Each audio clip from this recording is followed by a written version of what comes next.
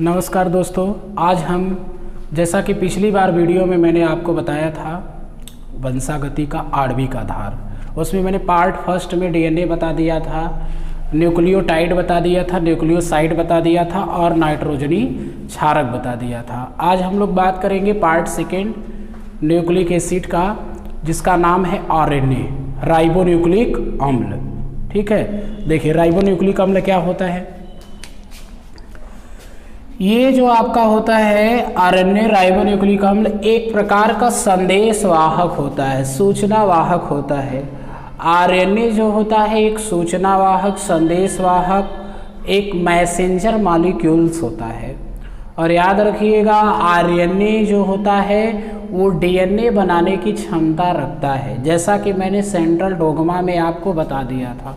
Central dogma में मैंने आपको बताया था कि जो डीएनए होता है उससे मैसेंजर आरएनए का निर्माण होता है, यानी मैसेंजर आरएनए मतलब संदेशवाहक आरएनए का निर्माण होता है, जिस क्रिया को हम जो है वो अनुलेखन कहते हैं। और फर्स्टली मैंने बताया था कि जब डीएनए से डीएनए बनता है तो उस क्रिया को जो है रेप्लिकेशन बोला जाता है। तो मैसेंजर आरएनए फाइनली क्या बनाता है, डीएनए बनाता है, जिसको हम रिवर्स ट्रांसक्रिप्शन कहते हैं। और डीएनए जब आरएनए बनाता है, मैसेंजर आरएनए, तो उस क्रिया को हम ट्रांसक्रिप्शन कहते हैं। फाइनली जो आरएनए होता है वो प्रोटीन का निर्माण करता है। ठीक है, तो प्रोटीन आप जानते हैं अमीनो अम्ल की बहुलक श्रृंखला को प्रोटीन कहा जाता है। प्रोटीन की संरचनात्मक और क्रियात्मक इकाई को अमीनो अम्ल कहा जाता है। अमीनो अम्ल जो है 10 नॉन इसेंशियल अमीनो एसिड होते हैं और 10 इसेंशियल अमीनो एसिड होते हैं। 10 जो होते हैं अनावश्यक होते हैं, 10 आपके क्या होते हैं, आवश्यक होते हैं, जिनको हमारे शरीर के लिए आवश्यकता होती है जिस अमीनो अम्ल की बाहर से, उसे बोला जाता है इसेंशियल अमीनो एसिड, जिसकी आवश्यकता है, और जिसकी आवश्यकता नहीं होती वो नॉन इसेंशियल अमीनो एसिड होता है। रही बात डीएनए और प्रोटीन का बीच का, जो न्यूक्लिक अम्ल और प्रोटीन के बीच की संबंध को सेंट्रल डोग्मा कहा जाता है। इसके बाद हम लोग आरएनए की बात करेंगे। तो आरएनए क्या होता है, आप लोग याद रखिएगा, आरएनए एक संदेशवाहक या मैसेंजर मॉलिक्यूल्स होता है। ओके, मैसेंजर मॉलिक्यूल्स होता है। मैसेंजर मॉलिक्यूल यानी सूचनाओं का ये प्रसारण करता है। डीएनए तो जेनेटिक मटेरियल था, माता पिता के लक्षणों को उनके संतानों में भेजता था, लेकिन जो आरएनए राइबोन्यूक्लिक अम्ल है ये भी कोशिका के केंद्रक में न्यूक्लिक अम्ल के रूप में पाया जाता है। और यहाँ तक मैंने आपको बताया था कि पूरे वर्ल्ड में अगर हम जनरली बात करें यूकैरियोटिक कोशिका का, तो यूकैरियोटिक कोशिका में बहुत बेसिक चीज़ है, ये बहुत काम आने वाला है कि जो यूकैरियोटिक सेल होता है उसके बीच में केंद्रक, और केंद्रक क्या होता है, पूर्ण विकसित होता है यूकैरियोटिक का। उसमें क्या पाया जाता है, डीएनए पाया जाता है और आरएनए पाया जाता है। जनरली डीएनए माइटोकॉन्ड्रिया में भी पाया जाता है, कोशिका द्रव्य में भी पाया जाता है, और केंद्रक में न्यूक्लिक अम्ल के रूप में पाया जाता है, और गुणसूत्र में सिंगल डीएनए पाया जाता है। रही बात आरएनए का, तो आरएनए जो राइबोन्यूक्लिक अम्ल होता है एक संदेशवाहक पदार्थ होता है जिनका काम सूचना और प्रसारण करना है। और आरएनए जो होता है ये राइबोन्यूक्लिक अम्ल होता है जो मैसेंजर आरएनए डीएनए बनाने की क्षमता रखता है, जिसे हम रिवर्स ट्रांसक्रिप्शन कहते हैं। मैंने आपको बताया था कि अगर प्रोकैरियोटिक का आप एग्जाम्पल देख लीजिए तो उसमें भी डीएनए आरएनए पाया जाएगा। रही बात उसमें कोशिका द्रव्य में होता है डीएनए और आरएनए जब हम बात करेंगे, देखिए प्रोकैरियोटिक का तो उसका एग्जाम्पल आप साफ बता सकते हैं, माइकोप्लाज्मा है, सबसे छोटी कोशिका है। माइकोप्लाज्मा के अलावा राइबोसोम है, उसके अलावा साइनोबैक्टीरिया है, उसके अलावा आर्कियोबैक्टीरिया है, उसके अलावा जो है आपका नीला हरा शैवाल हो गया। ठीक है, ये सब किस में आते हैं, प्रोकैरियोटिक में आते हैं, जीवाणु भी आता है। इन सब को छोड़कर जितने भी वर्ल्ड में प्रोटोजोआ से लेके chordata, all plant belong to eukaryotic cell, सब यूकैरियोटिक से बिलोंग करते हैं।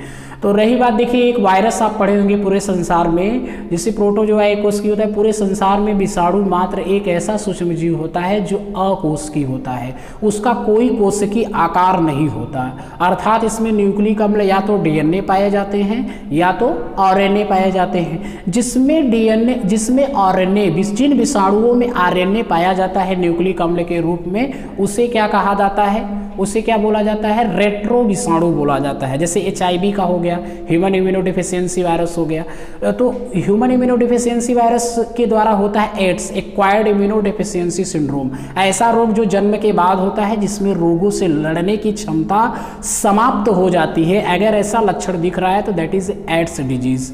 ठीक है, इसमें क्या होता है, RNA होता है। कुछ ऐसे बैक्टीरियोफेज जिसमें जो ऐसे विषाणु जो जीवाणुओं पर आक्रमण कर उन्हें खा जाते हैं, उन्हें बैक्टीरियोफेज कहा जाता है, तो उसमें आपका DNA पाया जाता है।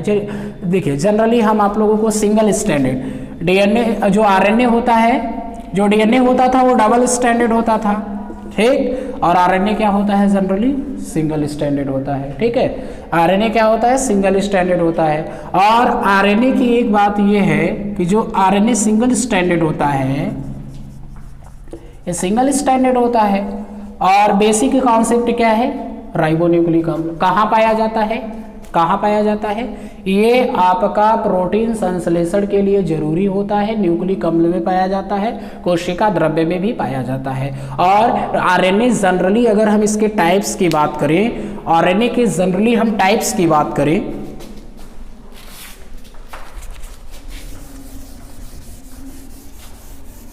देखिए इसके हम टाइप्स की अब हम बात करेंगे कि RNA कितने प्रकार का होता है। पहले RNA समझ में आ गया सबको।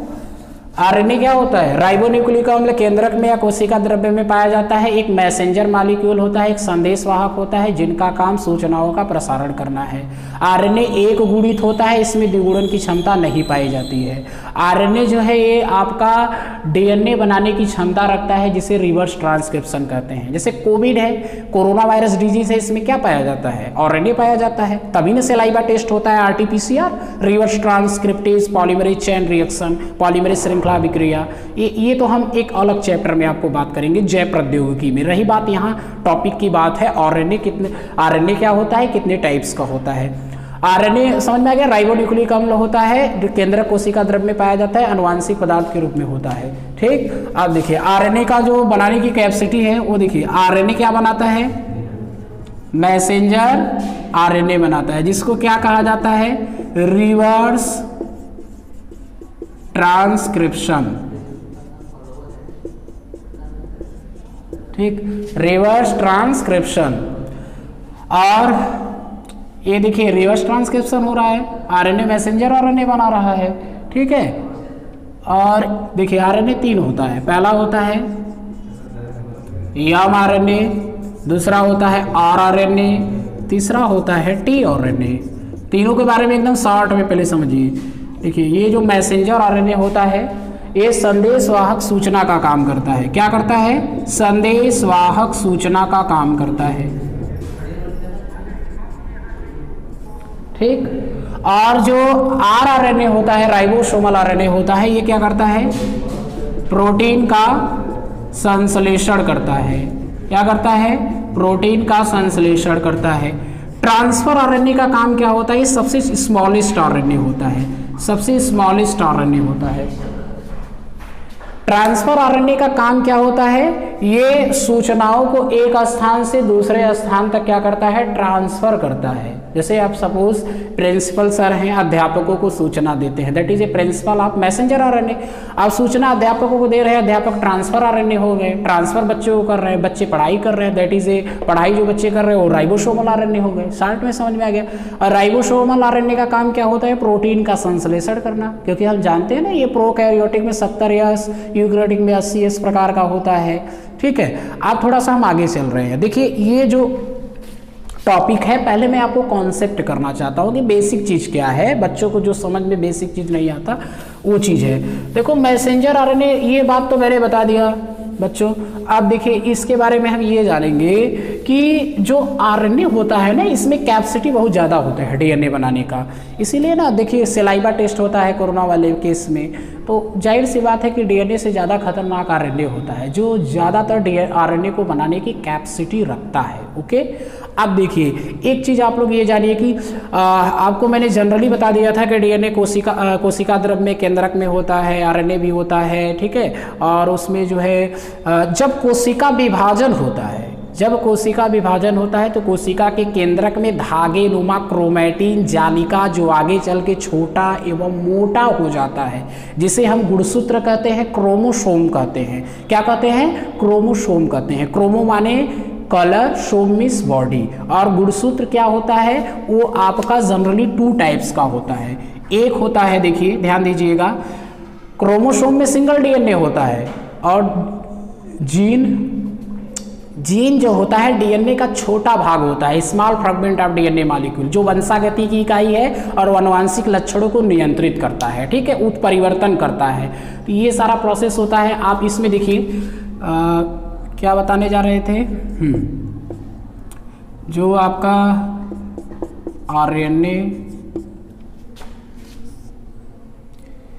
आरएनए में एम था, टी था और आर था, ठीक है। राइबोसोम का काम जानते हैं, प्रोटीन संश्लेषण का होता है, ठीक है। और एम आरएनए और राइबोसोम, जो एम आरएनए होता है ये आपका किसके लिए होता है? संदेशवाहक सूचना के लिए होता है। और क्रोमोसोम की हम बात करें तो क्रोमोसोम 2 होता है। देखो क्रोमोसोम 2 होता है, एक होता है आपका जिसको बोला जाता है सेक्सुअल क्रोमोसोम, और एक होता है सोमैटिक क्रोमोसोम। सोमैटिक क्रोमोसोम का काम क्या होता है? सोमैटिक क्रोमोसोम का काम जो होता है वो होता है हमारे बॉडी का डेवलपमेंट करना, डिविजन्स करना, ये काम होता है कायिक, ठीक है, सोमैटिक कायिक गुणसूत्र का। और रिप्रोडक्शन में हेल्प करना, लिंग निर्धारण करना, गैमेटोजेनेसिस करना, ये प्रोसेस होता है सेक्सुअल क्रोमोसोम का। तो सेक्सुअल क्रोमोसोम जो होता है वो एक पेयर में होता है। एक पेयर टोटल कितना होगा? 2 होगा। सोमैटिक कितना होगा? 22 पेयर होगा। 22 पेयर इज इक्वल टू कितना होगा? 44 होगा। 44 + 2 गिनेंगे तो कितना होगा? 46 होगा। समझ में आया ये चीजें? तो गुणसूत्र पे कुछ ऐसे स्थान होते हैं, गुणसूत्र पे उपस्थित, गुणसूत्र पर कुछ ऐसे जीन होते हैं जो अपना स्थान बदलते रहते हैं, जिसको हम जंपिंग जीन कहते हैं।